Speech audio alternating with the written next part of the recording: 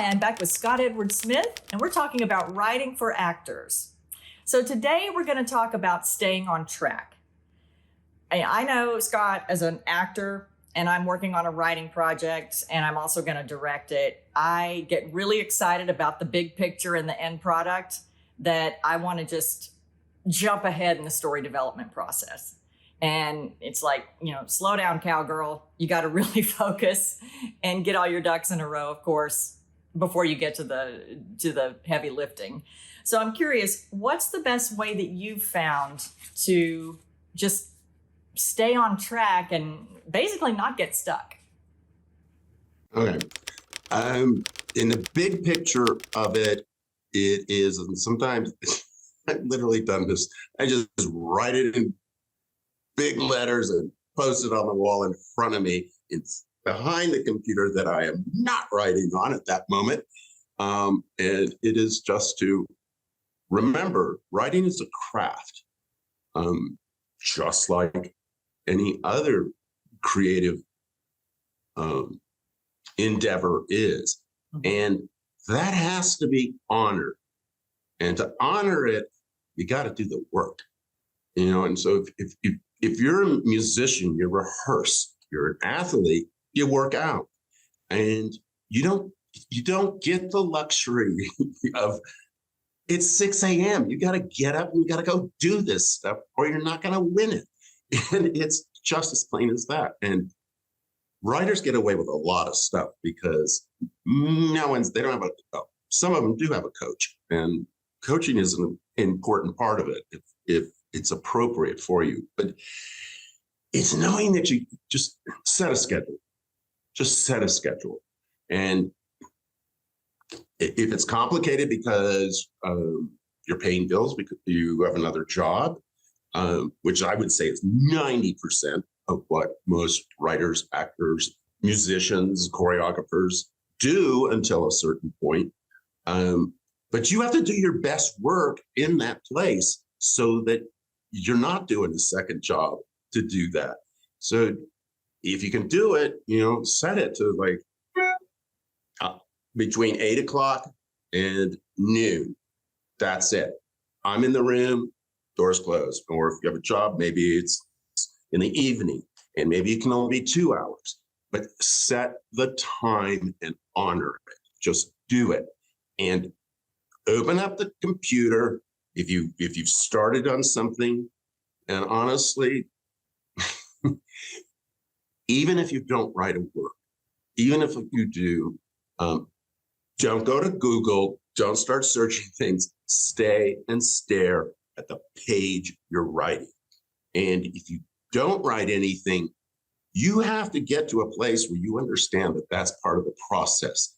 Because you talk to any athlete, if they worked out 7 days a week, I bet they will complain about 6 of those easily and say they weren't doing enough. And maybe some of them would say it every single day. So you're going to fail a lot, but that's part of it. You have to.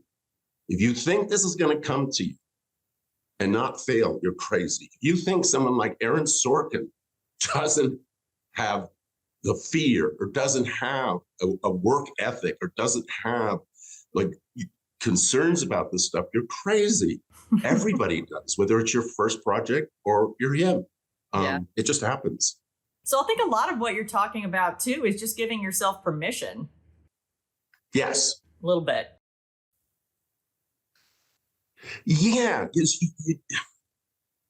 you do. And that's what I will not speak to the other performance skills or creative skills, but I just assume it's going on in their head too, is that you just spend so much time not doing the writing.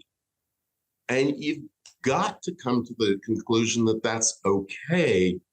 Yeah. As long as it's not detrimental. Because and that's where procrastination comes in. And it's a very quick story. I was at a writers' conference and Margaret Atwood was the lead speaker on it. And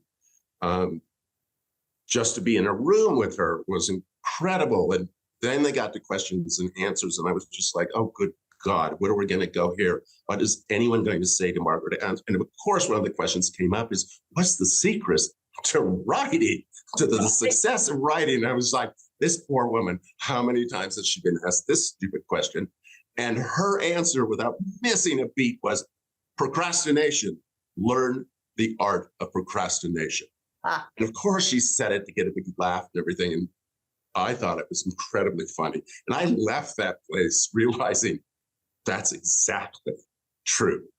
That if you don't understand the art of not doing what you want to do and how that is beneficial to you, you'll never write. Because you can't be, if you're not writing, you got to be in a place where you can think about the writing, as opposed to like, I'm playing golf and I'm not thinking, I'm not writing. Well, you can play golf and actually do a lot of writing. Right.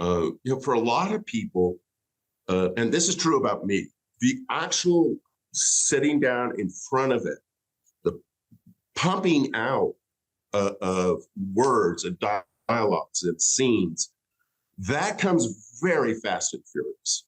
And especially with Intimate Fame, because I have to produce these one a month, 90 minutes to 2 hours. And I think that's a big challenge. And then I think back to like, well, today, a lot of television is getting produced at this level and speed. Oh, yeah. And when I started, it was TV. So you got to kind of get past that stuff and just realize that you got to do it. And I can spend 2 days, hiking or wandering around or just cleaning the house. It doesn't matter. And going like, I have nothing to say, but I do. Those hours that I have cut out, no, I'm in that room and I am staring at a screen. And if I write, and maybe I erase it all and maybe I keep it. But outside of that time, it's never going to leave you. You should always be thinking about it. And then at least for me, when it comes, it's fast and furious. The long part to me is the editing. You get on that side of it, and then you start parsing it down, and you get into the characters. And that's where those hours that you've cut out then become very precious. And you generally like, whoa, God, it's been 4 hours already. Okay, I have other things I need to go do. So, so that's the best part of it. Cool. All of that is so helpful. I think a lot of it for me is about giving myself permission to just to sit and work on the project.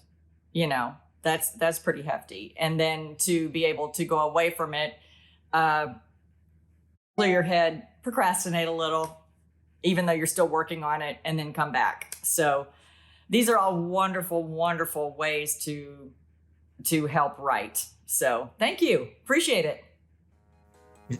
Very good. Thank you so much.